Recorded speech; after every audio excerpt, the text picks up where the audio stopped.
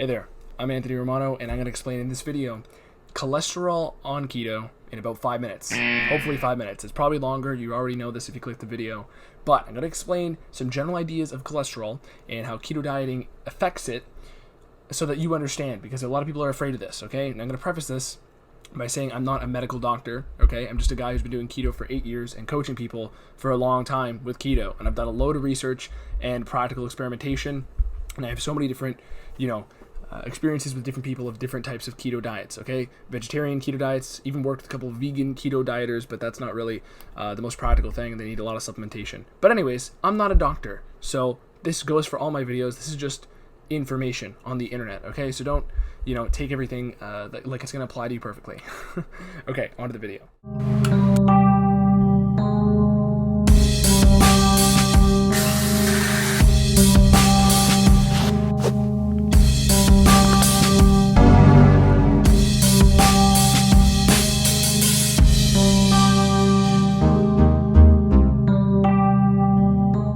So, for starters, a lot of people are worried, first of all, is keto going to raise my cholesterol? Is eating more fat, not necessarily high fat, but is eating more fat going to raise your cholesterol?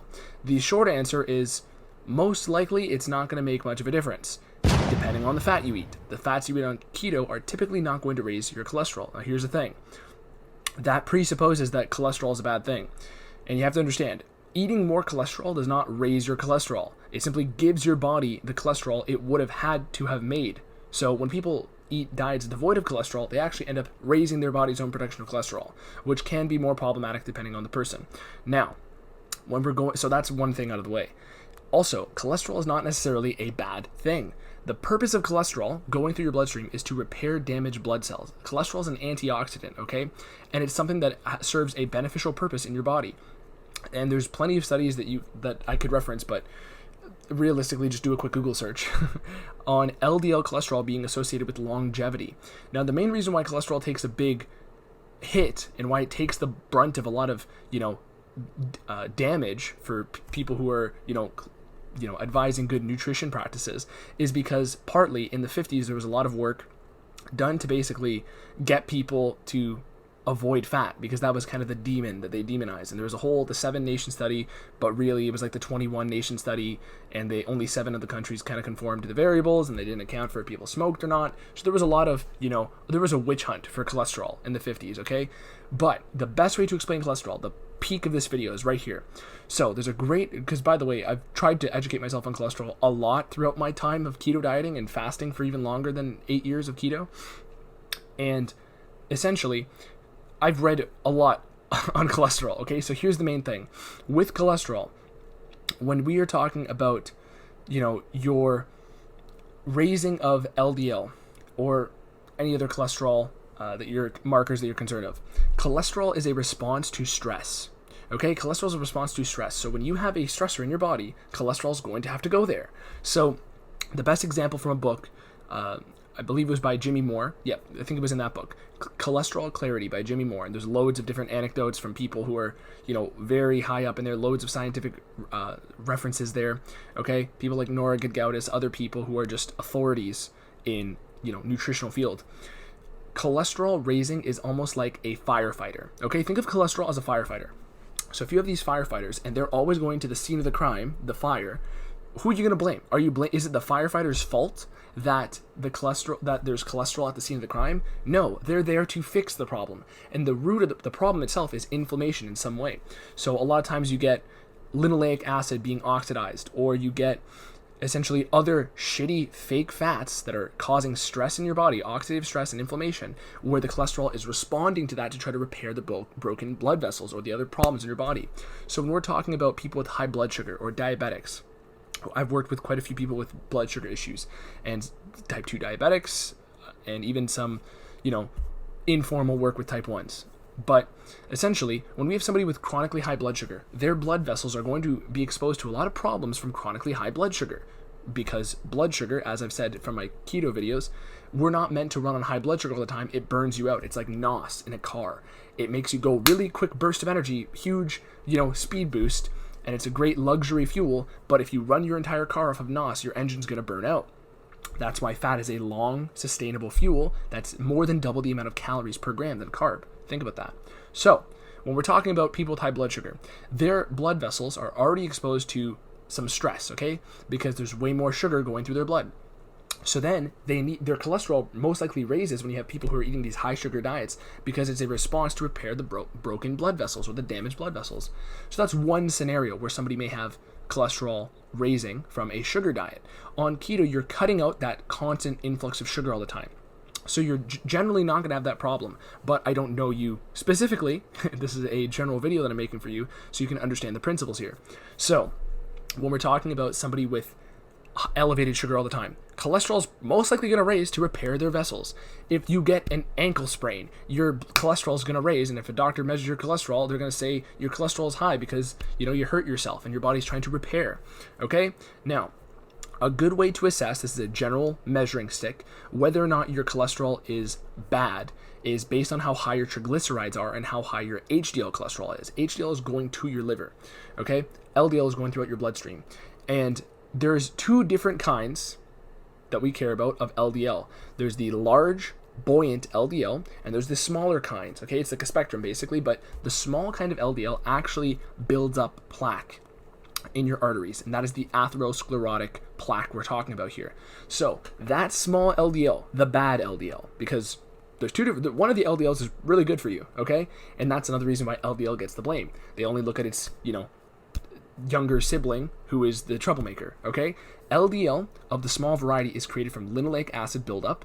It's also created from oxidized fats in your diet, so processed fat, processed sugar. These things are going to cause basically the problems from which cholesterol's going to have to try to fix. But when you have this shitty, small density LDL building up, that's where you get the problems. So measuring your LDL isn't necessarily going to differentiate unless you get like an advanced lipid panel.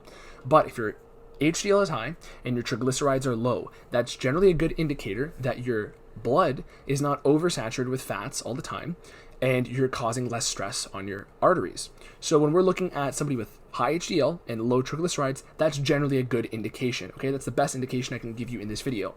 High HDL and low triglyceride is good, because if you want to understand triglyceride more, think of blood sugar. Okay, when you eat sugar, it's going to go through your blood, and your blood sugar is going to rise temporarily. Now, if you eat fat and sugar, you're going to get a raise in sugar and in triglyceride, because you have fat and sugar entering your bloodstream. Now, sugar is the luxury fuel. It's the quick fuel. People will say it's the primary fuel, but I like to refer to it as the superseding fuel, because it's going to get used first. It's a quick burst fuel, okay, and it has a lot of luxury purposes. Fortunately, your body can make its own carb on keto, so that's good. And your body's making its own carbs every day, even if you aren't eating keto. But the main thing is, when you have a fat meal combined with a carb meal, so fat and carbs, your triglyceride is going to linger in your bloodstream longer than the sugar, because it doesn't get used up as quickly. Okay, the sugar does. And from there, you're having this excess triglyceride going through your bloodstream, and that is what can also cause stress. You can get a lot of other problems from mixing carbs and fats, like advanced glycation end products, basically from burning the fats and causing the proteins to glycate. But when you have, essentially the way to make this palatable for a general audience is when you mix fat and carb, the sugar is going to get used up first. Not because it's primary, because it's a quicker fuel that's ready at hand. Okay, that's why it gets used first. That's why I don't call it primary, because it's just something that you use if it's there. Okay, it supersedes because it's so useful in the moment. Now, the fat in your blood, the triglyceride, is going to be raised. So a lot of people who have diabetes or some other high blood sugar issue, what's going to happen is their triglyceride is basically not getting cleared out because there's so much sugar all the time. So their arteries are full with excess fat. And that's, again, where you start to see more of these problems with cholesterol. So the last thing I guess I'll say here is, I always say this little joke that, and maybe you know it, that the food industry, who is selling food and has a profit to make, would rather you be afraid of eating 10 eggs a day than 10 Oreos. I'm not telling you to eat 10 eggs a day, but I have tried that, and felt great. And there's plenty of studies on people who ate 36 eggs a day completely reversed their burns. This is something you might know from if you watch my Golden Era bodybuilding videos about Vince Gironda. This guy had bodybuilders eat 36 eggs a day because of the beneficial effect on cholesterol and testosterone, but that's a topic for another video. Now, people who are already in the state of, people who are afraid of eating keto, is that going to raise my cholesterol, give me a heart attack? Look, if your cholesterol is already compromised, that's where it's riskier. But here's the thing. taking sugar out of the picture is only going to be beneficial. From there, if you've already gone too far down the road, you're going to have problems. However, keto is the best step to take to reverse that. And I've had plenty of people lower their cholesterol to a more optimal level, right, from keto diets. Plenty of people.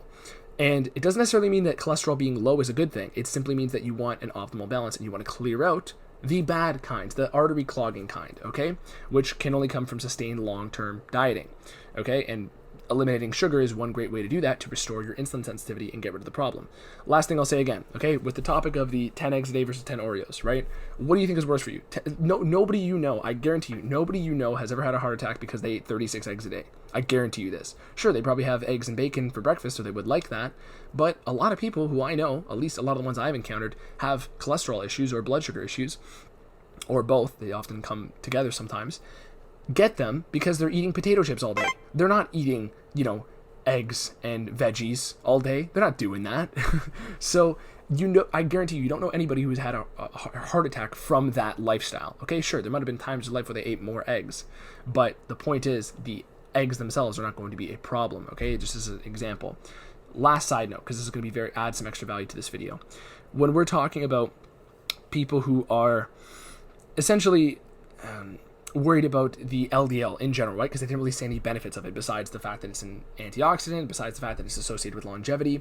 When we have somebody who is building up LDL from saturated fats, and when I say saturated fats, I mean grass-fed butter, okay? High quality foods, okay? And I've had vegetarians who thrive off of grass-fed butter and thrive off of, some high quality fish or some fish organs. Essentially, when we have somebody who's eating saturated fat like grass-fed butter, that's going to build large, buoyant LDL, the good kind, the kind that is literally like a bodyguard for your immunity, your immune system. I've referenced an article plenty of times here by Dave Feldman, who's like a very big authority on cholesterol research. And the main thing is that LDL is like a security guard. When things get into your bloodstream that you don't want, pathogens, LDL cholesterol of the large, buoyant kind can bind to it and eliminate it. It's your first line of defense in terms of immunity. And this is why a lot of people find they get sick a little less. Or maybe they'll get sick initially from, doing a heavy cut where they're eating less food and they're detoxing, different toxins that were in their fat stores. But a lot of people, after doing a good keto diet of not having processed shit, find that they don't get sick as often. Crazy. Especially because a lot of bacteria can thrive off of sugar. A lot of things, good and bad things, can thrive off of sugar in your body, but bacteria definitely love sugar. A lot of kinds. So, when we're talking about large buoyant LDL being a benefit, it's not only a security guard, but it helps reduce inflammation. It helps your body to it's basically a life force of your body, okay? It's going through your body and fixing things. It's like the firefighter. You're not going to blame the firefighter at the scene of the fire. They're there to fix the problems that may arise. So it's better to have the large density, large buoyant LDL, which basically can act like that firefighter in your body, and you can get that by eating more saturated fat. There's plenty of work on this. You can Google. However, not all fat is equal, and of course I'm talking about high quality grass-fed saturated fat sources, okay? I'm not talking about the crappy butter you get from Walmart, okay? Because that was fed soy, it was fed grains, GMOs. Also, the grains that we're eating had pesticides on them. There's a lot of other problems like that, which is a very good argument against saturated fat and things of that nature. However, there's even the LA, what was it, military study? The LA, I was hearing this from, I believe, Chris Masterjohn. There's a study on I forget the name of it, the LA Police Academy.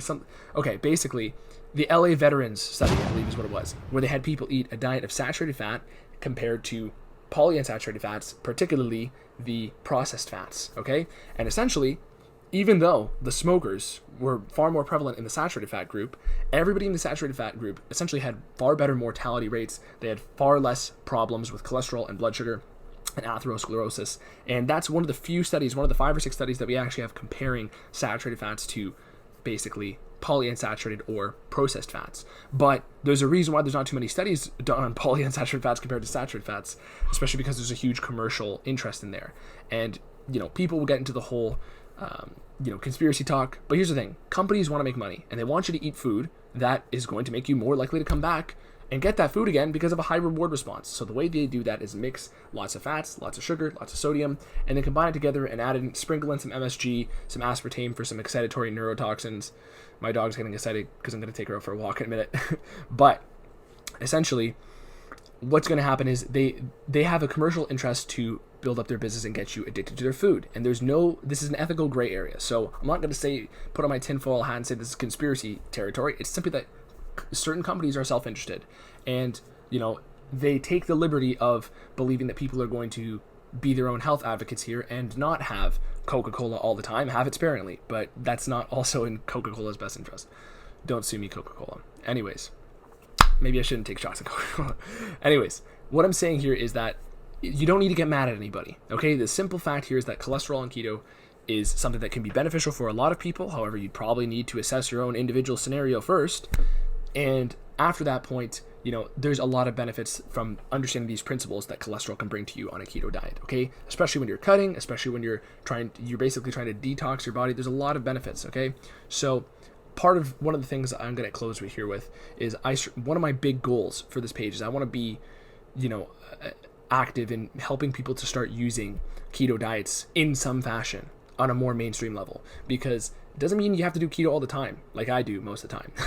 There's plenty of ways to include carbs, have a balanced lifestyle, but almost every single person, I'm going to go on a limb and say every single person can benefit from figuring out their most optimal usage of keto, okay? Especially because a lot of carbs don't grow in the wintertime, okay? Depending on where you live, some would be fermented. They're nowhere near the carb content of sugar density that we have today, the glycemic load. So a lot of our ancestral origins are meant to diet seasonally. We're meant to be on a fat metabolism at least half of the year, day, night, summer, winter, okay? There's two sides to every coin, okay? So that's something I really want to hammer home here when I'm ending the video, to say there's some optimal way that you could figure out how to fit keto into your life, and that's something that I'm here to hopefully help you figure out, but you got to figure that out, because essentially there's loads of benefits you can get by doing keto, and you don't necessarily have to worry about cholesterol on that note. So do your own research, again, on cholesterol for your own individual scenario, but I hope this cleared up some principles about cholesterol so you understand them well. This is like the product of so many different scientific studies and books that I've consumed on cholesterol and a lot of other keto know-how and science. So hit me up with some questions if they're relevant to this video. Follow my Instagram, follow my page if you're not, and like this video. And also go to my website if you want to submit an application to work together. And also if you're interested in my free guides, my programs as well, and other merchandise. Thank you. I'm Anthony Romano. Peace. Also, sorry it wasn't 5 minutes. Whatever. You already knew this. Peace.